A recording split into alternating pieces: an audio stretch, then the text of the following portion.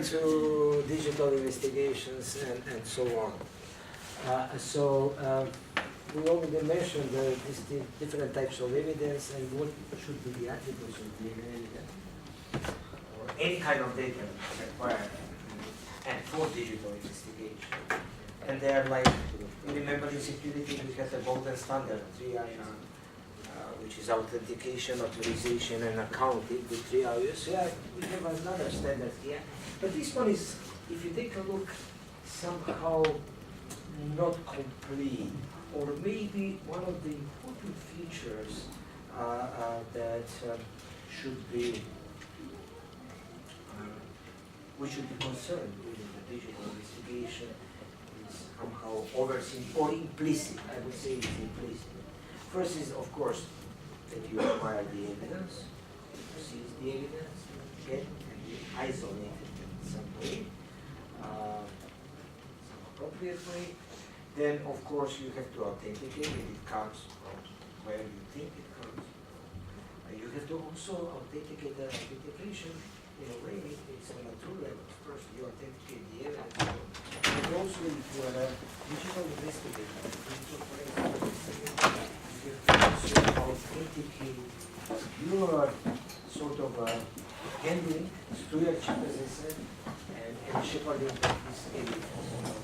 And not only that, but you have to assert to the, or attest to the validity of the data that you have extracted and retrieved. And we shall see later that there are two different kinds of data retrieval, usually because behind every digital evidence there should be, what I said before, some kind of a physical artifact. So there is something what we call logical, what the data is interpreted in a certain system, computer system, certain hardware or software system actually, as a unique or unified system, and there is also what is physically behind it, or the physical extraction of the evidence without the interpretation part. And then follows the analysis of the data. There are different categories of evidence, of course, and again, these kind of categories are pretty much voluntarily chosen. There are different methodologies. First, we start with something from classical forensics, like impressions. We're talking about fingerprints, fairly old, maybe already 120, 130 days. Then you have footprints, or whatever. Later on, we shall see we have digital footprints. Different kind of tool marks, you know, or when I say tool, I mean kind of weapon marks, and so on. Then you have something that also comes from a classical medical forensics or whatever, and has been developing a lot with genetics, genetical engineering, the introduction of DNA, DNA, which is blood stains, any kind of fluids, hair, nail scrapings, and blood stain patterns or whatever, but this is actually refers to blood. You know. Then you have different kind of traces, something in the left. For example, if you have a fire, you look at the nature of the fire comes from an arson, so it's deliberately induced. For example, to get some kind of insurance or to hurt someone, to destroy certain property, you're looking whether some kind of a liquid for ignition or some other things, some kind of paint, you know, can be left out, which eventually can be used in this kind of a sonic type of accident. Glass, fibers, whatever, everything which comes to your mind, you know, that leaves some kind of a traces. There was some kind of another composition, another thing which basically provides you with what was behind the, and then material evidence. But isn't the paint material evidence? Isn't in a way some kind of a hair, also nail scrapings or whatever, physical material evidence? But this is just, as I said, different kind of categorization. you know, for looking at additional materials that will help you in your investigation and be part of overall evidence. Because in this case, we are not looking at the digital, although we're going to limit ourselves to digital evidence. We are not interested in blood stains or whatever. We will use microscopes. We will use very powerful microscopes sometimes, the one that we have, I don't know, just the largest about 1,000 times or whatever, but this is a special one for examining the physical marks on your hard disk or the problems that you might have with for example, SIM card. Somebody made a physical intervention to the SIM card and for that matter for any kind of physical device. What we're going to work with, some of the components that you should take care of is basically different kind of policies. Policies start from ones that define your digital investigation, but also policies start from your lab. You know, your lab has certain policies that have to be observed with respect to digital investigation. First of all, there are some general policies in the lab, but those, for example, we don't have. But in the new lab, in the new building, we will have it. We don't have a safe in our lab. You know. And actually somebody will say, well, but that's not very important evidence. Well, that's not true. First of all, we are expecting to get a lot of data from abroad, and we are supposed to apply for certain ethical, to certain ethical boards, you know, or permission to get, because it's going to be a real life data, like a number of terabytes and so on. And of course, this data has to be even physically protected. So basically, what you should do when you go into the lab on Monday or whatever, when you finish and getting your evidence, make your dongles and so on, you should put them in a safe, or physical, or whatever, some physical space which is well isolated, it's not reachable to ordinary people outside of the lab, it's probably fireproof, and any kind of proof and so on. Just to be able to learn the procedure. And that's what is required also for a company. I always wonder when you leave a company immediately, you're leaving on Friday at 5 o'clock in the afternoon or whatever, and they already in 5:01, you know, or whatever, 5:01, you know, they actually take off your passport, your other privileges and everything, just to make sure that there is no harm done the company. Because sometimes people leave voluntarily, but sometimes people leave involuntarily, have some grudges for a long time, and so on. So some things which are physical and maybe sometimes annoying to take care, because this is an exciting device to search for this. As I said, some kind of a digital, it's you play digital detective in a way. So whom and what we want to monitor, what will be our subject, employees, employers, different access rights, you know, emails. I will come back to these emails, which are very important, you know. Logs are extremely, and they're a very interesting program for log analysis. They tell you a lot of, although these logs are full with this kind of metadata, which eventually only NSA was interested. All kind of records, you know, the records in your communication programs like Skype, and the records which are in multiple forums and so on. Okay. So these are the parameters that you have to take in an investigation. Let me just make a small digression. Have you made your groups yet? I think that the recommendation was that the groups go 3 to 4, something like that. Okay, fine. Because that's very important to take care of these things when you have a team. So to distribute your work, you know, you work on and say, well, take care of the policies and everything, we'll take care of what kind of evidence we need, you know, what is really important, relevant, and the others will say, well, we will work on the analysis. It's good to be privy to all of these things on the process, but so what are the, I would say, what are the most important things, you know, what are the relevant things you have to take care during the investigation, you know. One of them, of course, is the situation. And you have to actually, if possible, to freeze the situation, to make a picture that does not change from the situation. Of course, people sometimes take even from the computer, you can take from the hard drive and everything. The way other evidence, referring to digital evidence, what's left. So you're interested in describing in a exact manner the local situation, and of course I'm referring here to the global part, because now the crimes or this kind of unwanted or any kind of strange behavior is distributed, it's global. So basically, like we showed, the global network basically you should be able to place it in a global context, because maybe parts of certain activity can be done in different places. Although people always try to make a universal algorithm or universal models, because somehow each model is an algorithm and vice versa, how to solve certain problems.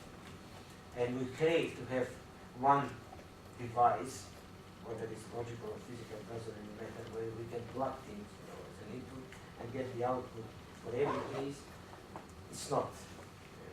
Generalizing is difficult, especially generalizing with respect to unwanted activities and the consequent digital investigation. So we should be concerned in what domain we work with respect to the case. What is the nature? What are the attributes of the case? What makes this case different? Of course, there are different classifications that we can see according whether we have a mobile forensics or mobile investigation, something like that.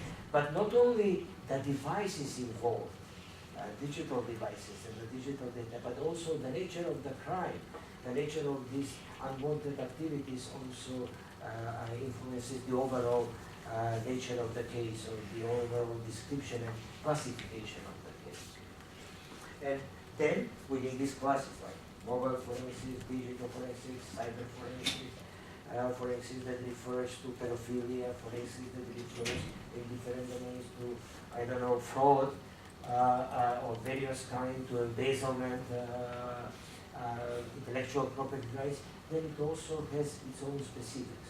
So of course you might develop a general procedure, to deal with all intellectual property crimes, how you use BitTorrent or whatever.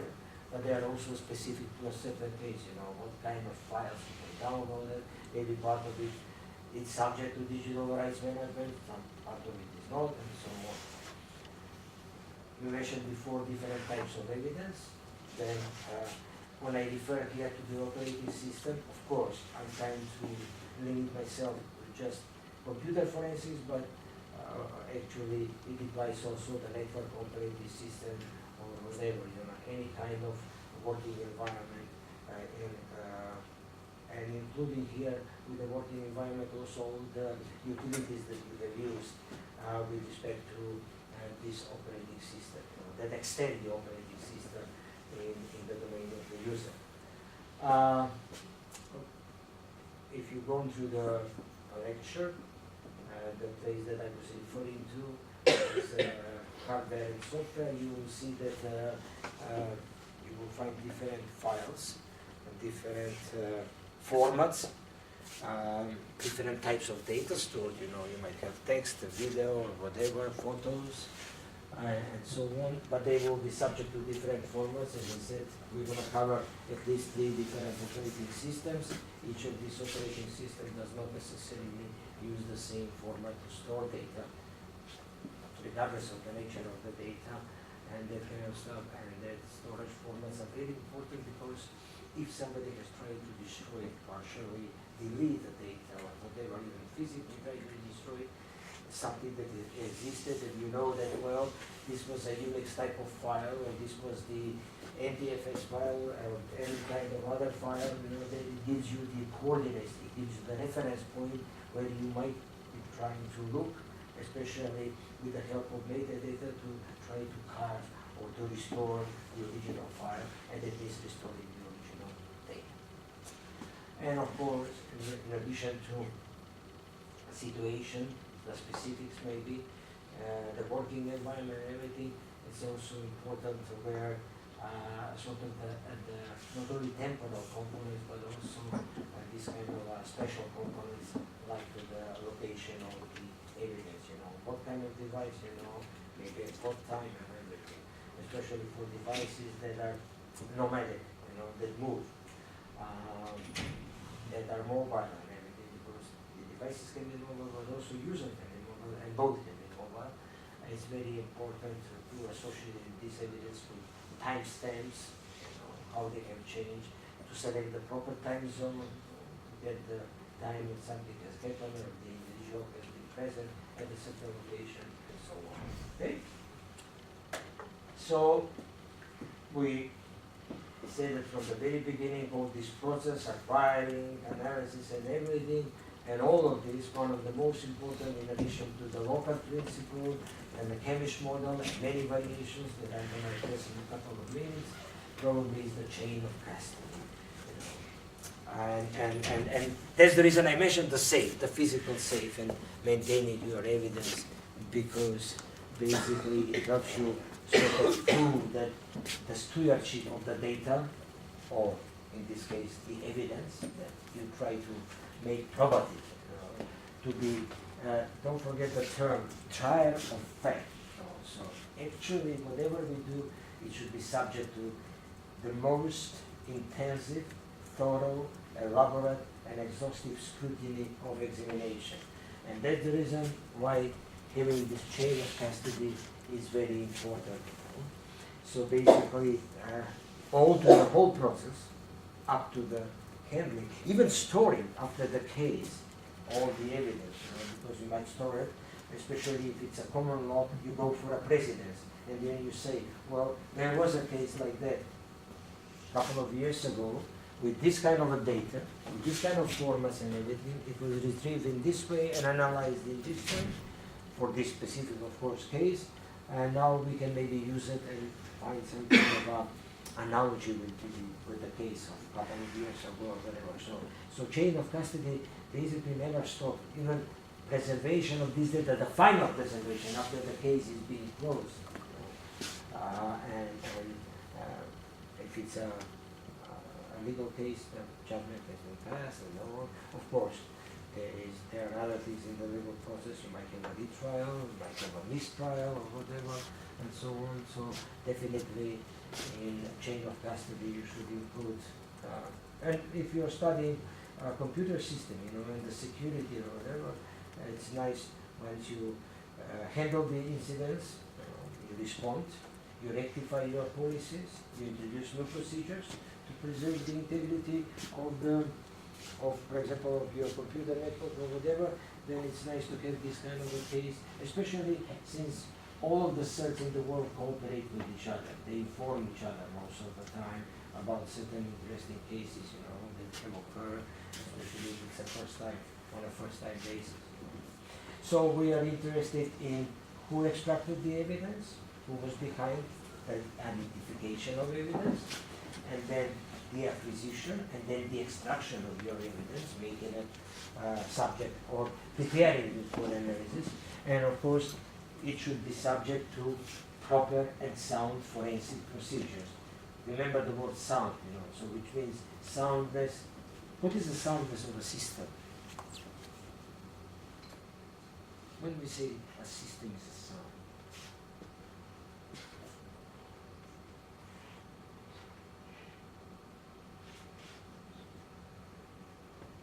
because we would like to have a sound structure. We would like to have according to the certain principles. So actually you have certain principles you will try to observe, of course, and that kind of stuff. And as I said, soundness implies to consistency, to coherence, which means that you always produce the same results in the same way. And you know somehow that what you produce is consistent with what was intended to be produced. And that's the difference between soundness and the completeness of any system. In the completeness you take care, and you have to be complete when you do examination, because what you say is that you have exhausted all the possibilities. Is it feasible sometimes in reality? Not really. That's the reason this is a fairly complex science. but most of the time it should be. You know, that there is nothing left that you cannot consider. That's being complete now. Now, with respect to soundness, as I said, consistency, completeness, that means that every singular or every identical artifact has gone through the same type of procedure and observed the same rules and so on.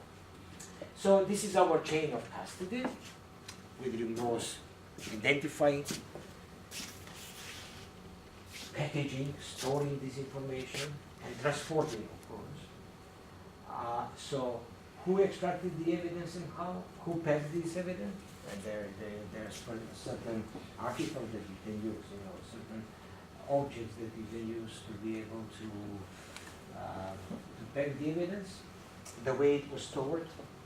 First of all, the first thing somebody will ask you when packing is and the storing of evidence, we don't mention a very important word with respect to digital evidence, because sometimes the digital evidence, as we said, is difficult to destroy. On the other side, it's fairly easy to manipulate. You might not be able to destroy unless it's physically destroyed, which maybe you have a bulldozer or whatever running through the evidence on the physical side. But also you have the attribution of packing, you know, whether it was properly packed. And something that it should be implicit here is the duplication of the evidence, if possible. Remember the case with the computer and the folder and everything, the way they actually intervened on the live computer, and that was one of the possible problems, you know, that they didn't make exact replication. Sometimes you can even make. So actually one of the basic principles in sort of an old, it's a fairly young science, you know, but it all very in a very early stage of digital investigations and everything. One of the principles was that leave the things the way they go. So what is on is on, what is off is off. Storage of the evidence and the transportation. Okay. What will be part of your sort of examination? Of course, you have everything should be. I mean, the more that I cannot stress enough is document in a written form, but of course, any kind of documentation, and you expect to make a documentation in digital form also. The case, the equipment used, this is computer, the year that it's produced, the vendor of the computer, and all the things about the, as I said, the operating system, the model, serial number, everything. The more you have, the more it will help you first in the analysis of the evidence, because certain model implies certain year when types of various formats can be used, different today. Then evidence location, recording entity. There are some special recording devices now to record these images. Time and date of the recording, so you imply that. You remember what we said. We would like to get as close as possible to reproducibility. If somebody says, and that's becoming even more in science, you know, if somebody says, well, let's look at this evidence, why it's probability for whatever, then you might be able, well, under the same conditions and everything, I am able to produce, I can show at least that the extraction of this type of evidence from this kind of device using the same tools produces the same results. You know? So there was no way that either the evidence can be changed, has been changed, or the evidence has been, that something has been neglected, you know, left out, you know, on the whole picture of digital picture or digital story. We're talking about story you're building, you know, because behind the event or a series of events, there is a story. There is beginning, there is end. You don't know it, of course. That's what you're trying to build, you know, reconstruct, you know, restore in time and with respect to location and everything. So this is something which is qualified a chain of evidence. And occasionally, don't be, you might read some of the articles that we're going to put for you and everything, and people refer to they are interconnected. Sometimes they even make one-to-one mapping, which is not correct, between the chain of custody and the chain of evidence. There are certain salient characteristics, but you might even think that there are actually, when you say chain of evidence, how things can be handled from the very beginning, the evidence, something that's supposed to be an evidence was discovered, and until the end of the analysis reporting then store it permanently, if possible, if relevant to this kind of evidence. Okay? So you have to recover evidence, that's the problem.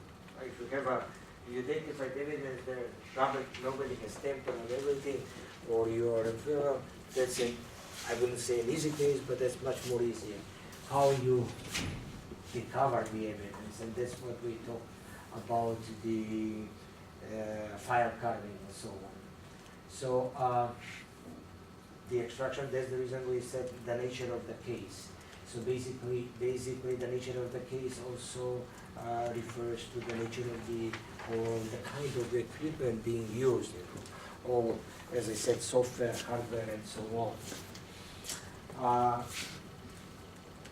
What is important in order to preserve the completeness, especially, tape as much as possible.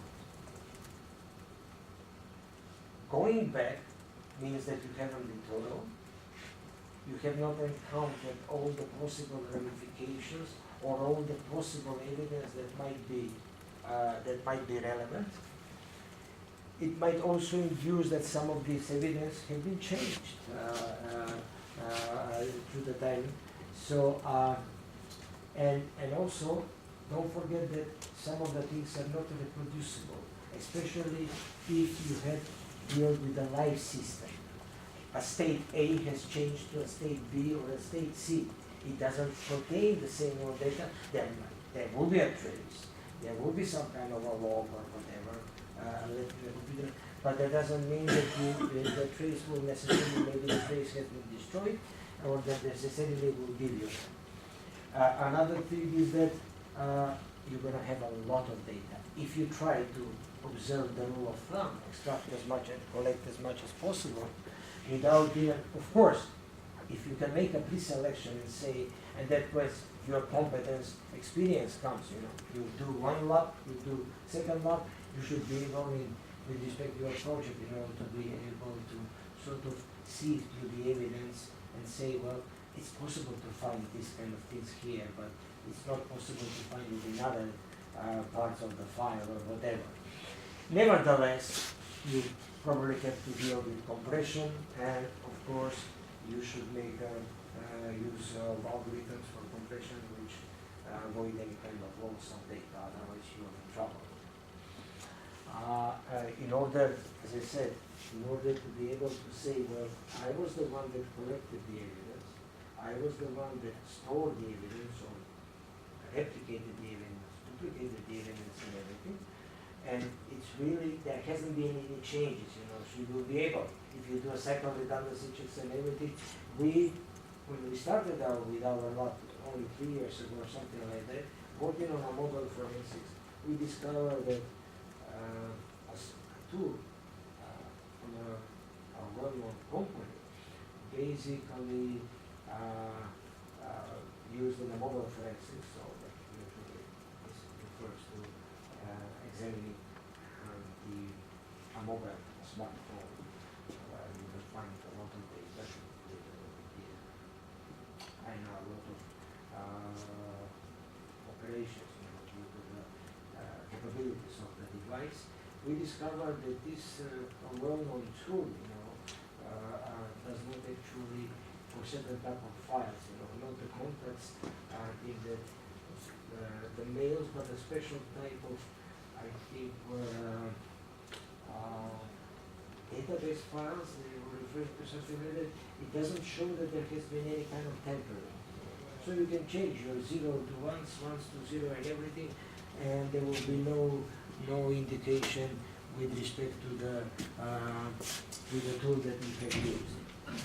That's the reason we can use some even cryptographic stuff, use MD5, CRC, or CRC is fairly primitive, but it helps sometimes, or the SHA, You're familiar with all this cryptographic procedure, so you know that you sign digitally your data, and that's actually in a way of digital signature, and you maintain the integrity of the data, that there hasn't been any change with respect to the chain of custody. So all these three and other cryptographic tools help you preserve this chain of custody at any stage of the execution. We are fairly young discipline. There are many standards.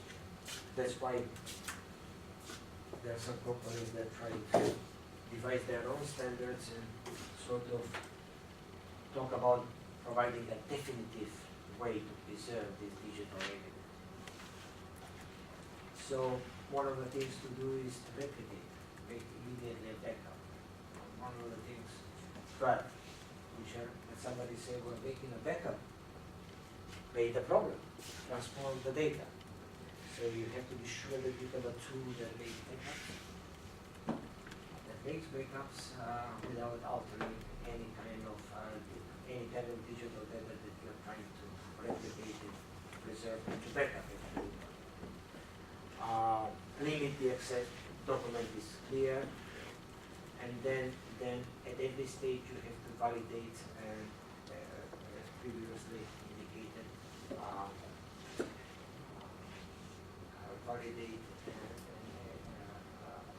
and authenticate the data that you're dealing with based on some standard procedures for authentication and validation. How you transport the evidence? Sometimes physically, you take a hard disk or whatever. With the live evidence, the evidence that changes with all this kind of terabytes of data and that kind of stuff, you use network. Using a network, that means that somebody might interfere with the network. So one of the easiest things is to be able, not to be sure that you're preserving your data, is to show or to hide your data, put the data in a form that does not pretend to be an evidence or pretends to be something else. And that's where the idea of steganography becomes very interesting. Of course, encryption is very powerful. Sometimes encryptions, even to the digital evidence, that are hindered, this kind of encryption and so on. Passwords are part of the encryption, just an example. But steganography is a very interesting area. It's an old one. When people wanted to hide their messages, they have different ways. And it's very interesting. In the digital world, there are infinite possibilities. People used to, the old steganography, probably you talked about that in your security courses, that there were slow times, there were no times on the internet, maybe 2 or 3 thousand years, 3 millennia ago, but that was true, that they will actually send the data to a guy, putting it on his head, and then waiting for his hair to grow for a month or two, and that kind of stuff. That was one of the ways to hide data, long time ago. But steganography digital is extremely interesting. Maybe somebody of you will be excited to do a certain thesis. What is interesting, it's part of the anti-forensic things, how to change the steganography. And what is even more interesting, at least the numbers that I read, the numbers that I have, is that for every forensic tool that comes on, this sees the light of the day, because it shouldn't be only on the market, but let's call the market. It includes also proprietary or commercial tools, but also non-proprietary, open source tools. They say that there are 5 or 10 programs coming which are behaving anti-forensically towards the tool. So they actually would like to counter the investigative and the identified properties of the tool. And of course that steganography gives you infinite possibilities. It's very interesting actually, and steganography in a way will be used by possibly some of your groups to hide this information in a way that it will be hard for you to find, of course, but not impossible. hopefully not impossible.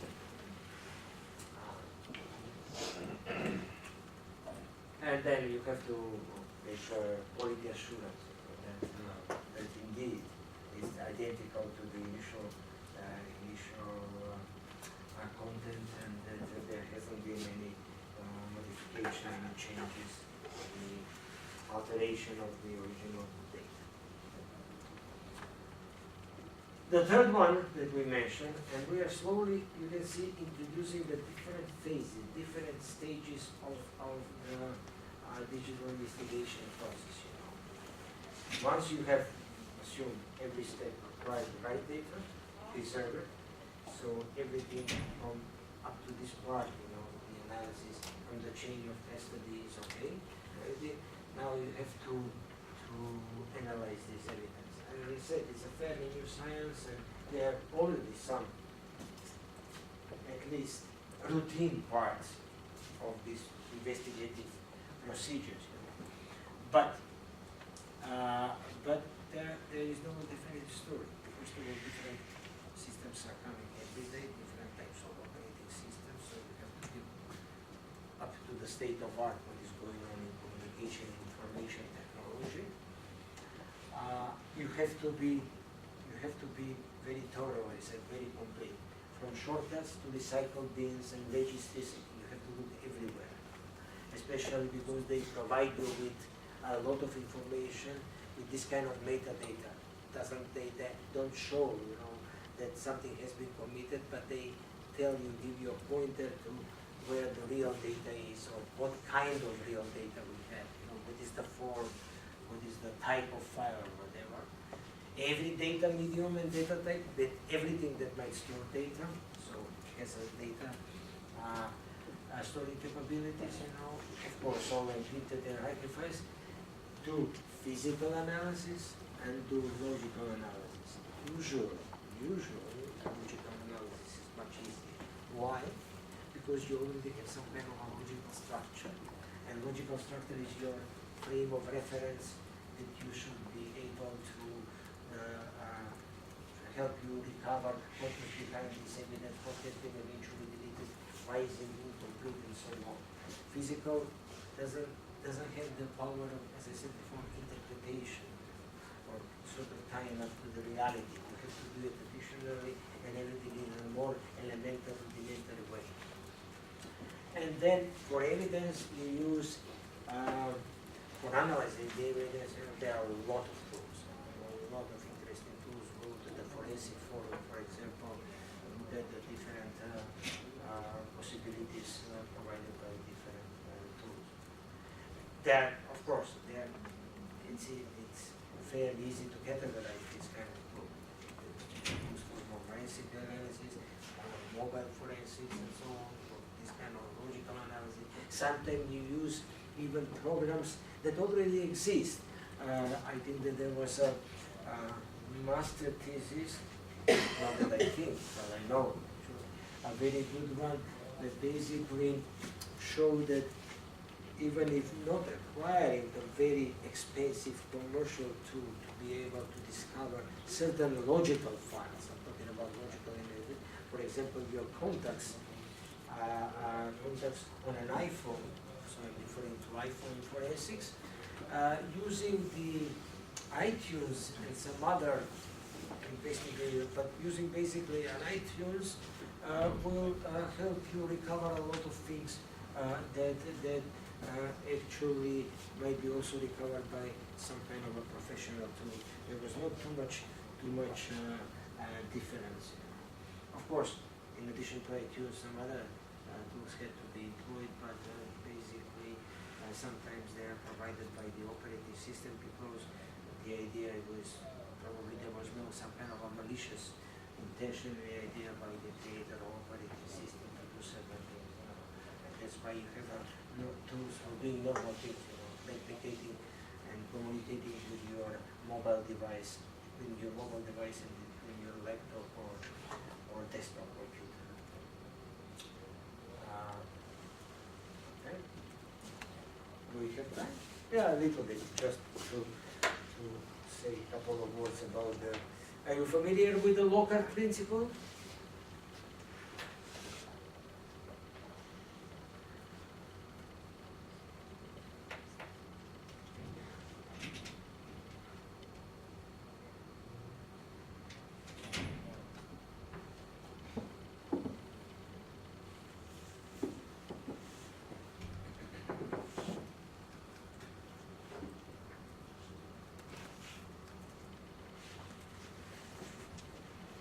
Okay, now we move, we sort of define what and how we get and what we should do with our digital evidence, and that will be part of the demo.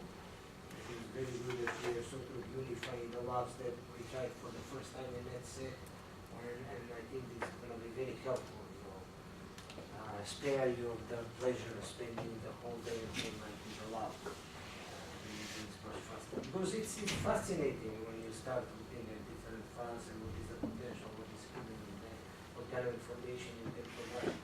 You have to really, if you go into the previous lecture, you will see how many things you should know about the computer or parts of your team in order to be able, and should know about the ICT in order to be able to recover evidence and to make a good analysis. So digital forensics refer to computer networks, mobile system analysis, which I like very much, and so on.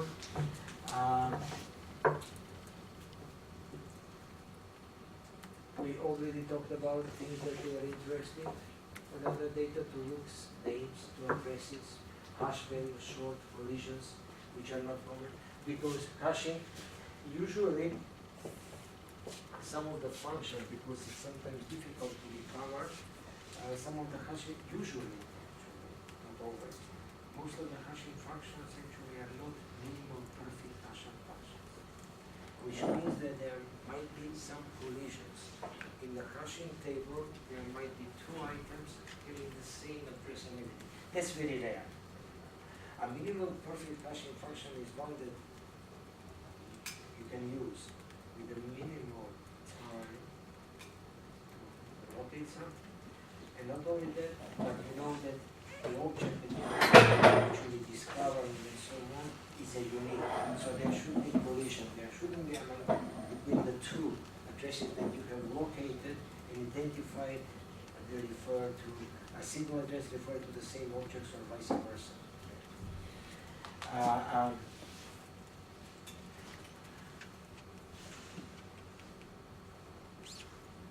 That's what I was referring to. Hashes are not unique over the set of all possible files. So there might be collisions, and collisions can produce actually wrong conclusions about. First, they will give you lead you to the wrong data, and second, it will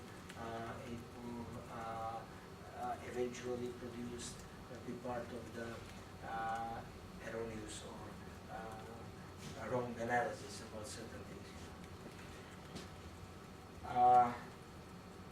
What we said, it will be much easier if we are able to discern and say, well, all the files on this system are programmatic, are potentially probative evidence, and I can look at them.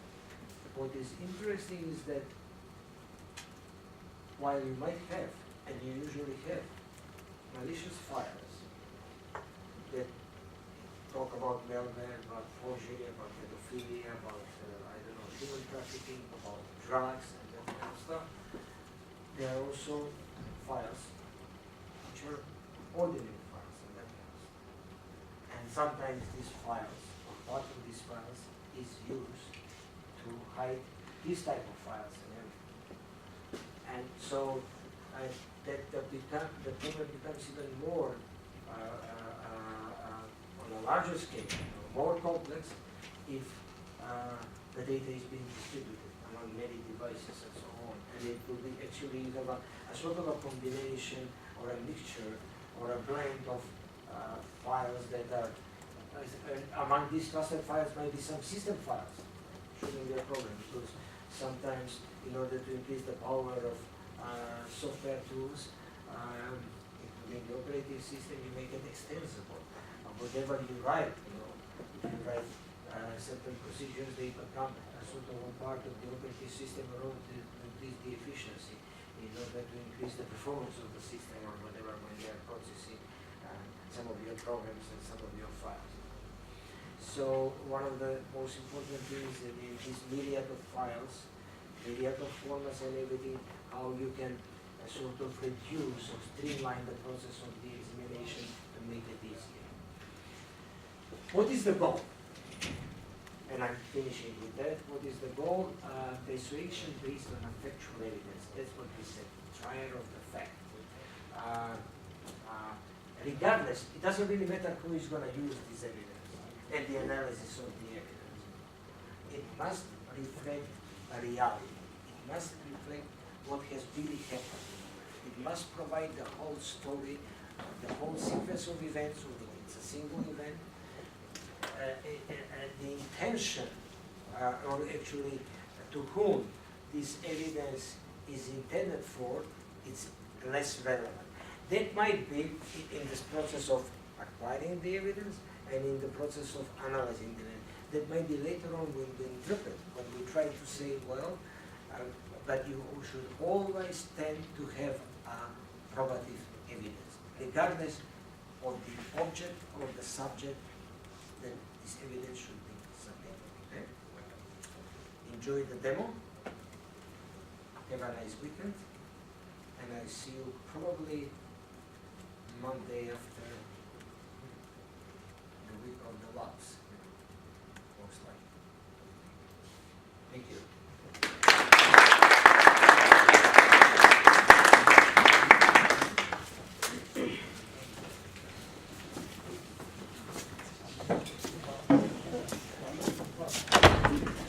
Come in.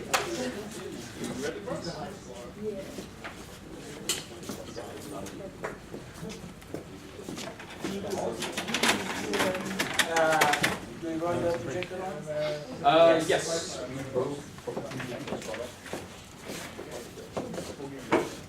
Is it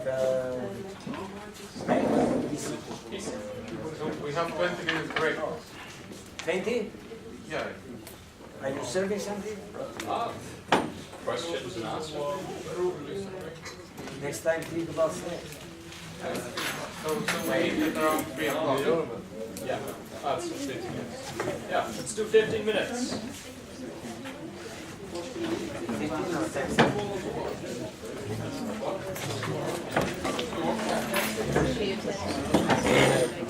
Yeah.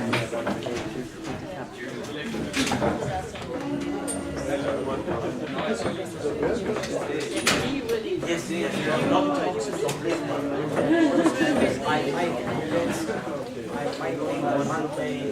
Vi sätter på handledare till samhällsarbetet. Du och Anders får servera. Maskinen.